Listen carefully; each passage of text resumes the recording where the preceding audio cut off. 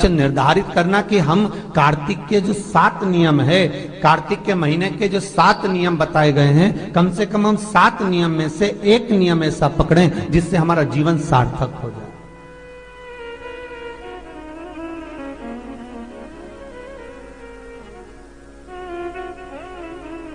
आप भले 7 नियम नहीं कर रहे कार्तिक के, भले एक नियम करो, पर वो नियम हमारा पूर्ण चलना चाहिए, उसकी नियम की पूर्णता पूर्ण होना चाहिए।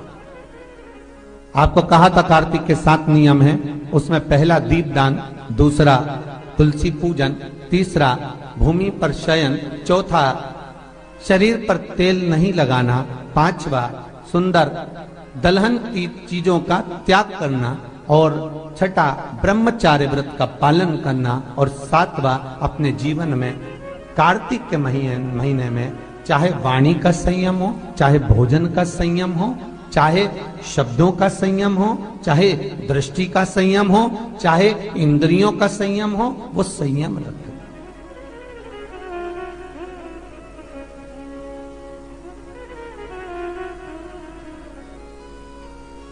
वो संयम धारण करना।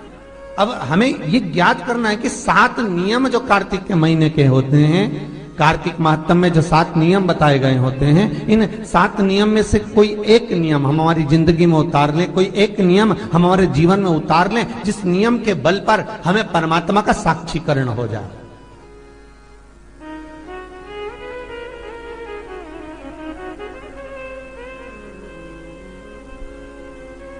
कोई एक नियम।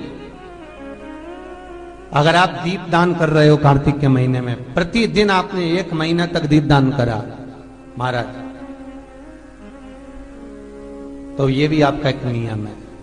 1 महीने तक आपने जो तुलसी में जल चढ़ाया, ये भी आपका नियम है।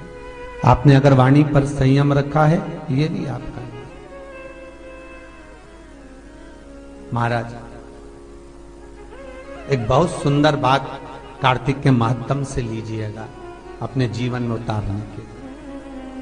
कार्तिक के महीने का 7वां नियम याद रखना, संयम।